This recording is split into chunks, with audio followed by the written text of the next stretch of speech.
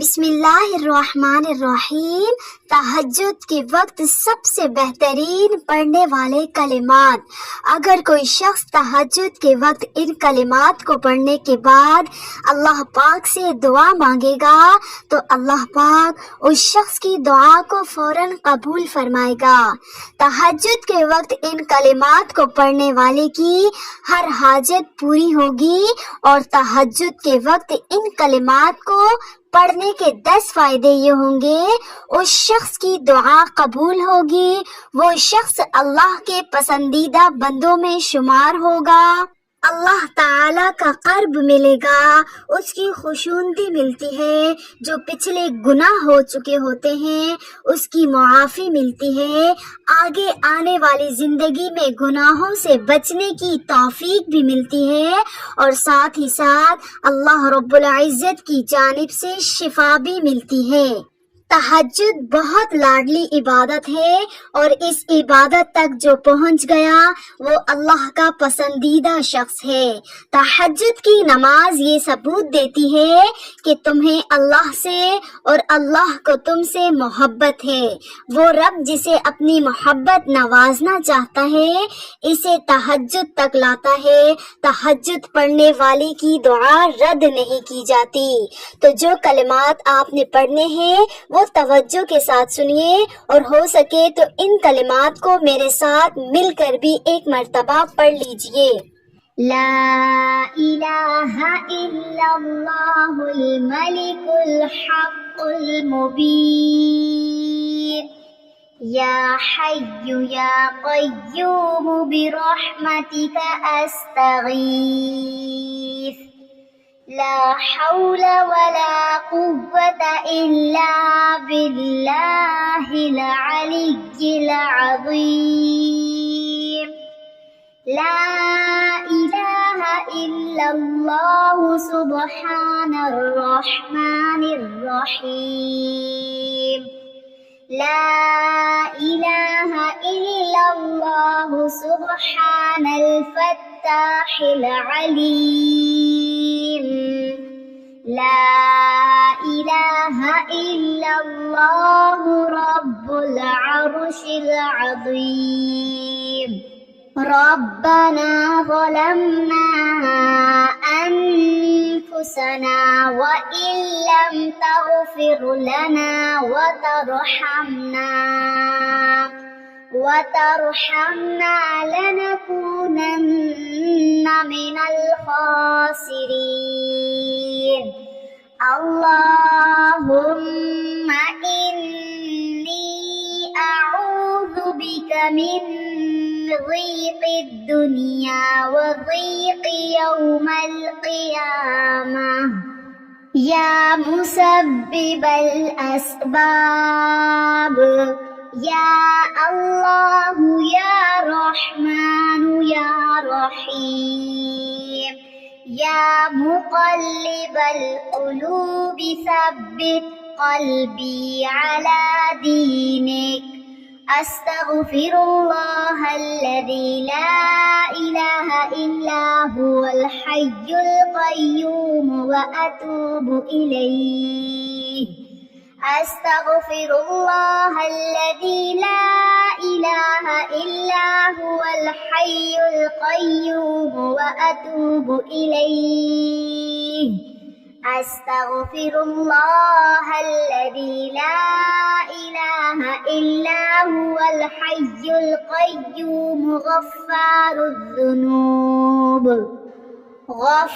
الذنوب وستار العيوب وأتوب إليه، أستغفر الله ربي من كل ذنب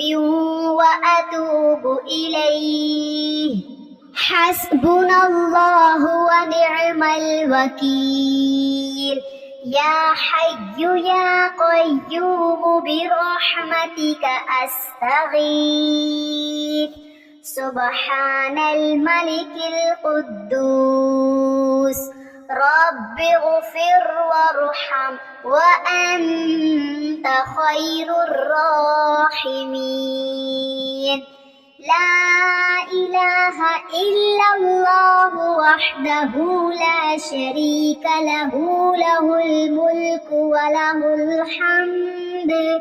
يحيي ويميت وهو على كل شيء قدير لا إله إلا الله وحده لا شريك له أحدا صمدا لم يلد ولم يولد ولم يكن له كفوا أحد لا إله إلا الله الملك الحق المبين لا إله إلا الله محمد رسول الله لا إله إلا أنت سبحانك إني كنت من الظالمين لا إله إلا الله سبحان الفتاح العليم لا إله إلا الله رب العرش العظيم لا إله إلا الله الملك الحق المبين أستغفر الله ربي وارحمني أستغفر الله وأسأله التوبة أستغفر الله العظيم أستغفر الله ربي وأتوب إليه أستغفر الله الذي لا إله إلا هو الحي القيوم وأتوب إليه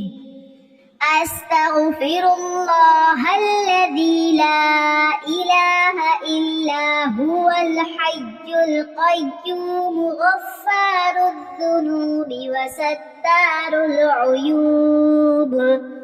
وستار العيوب وأتوب إليه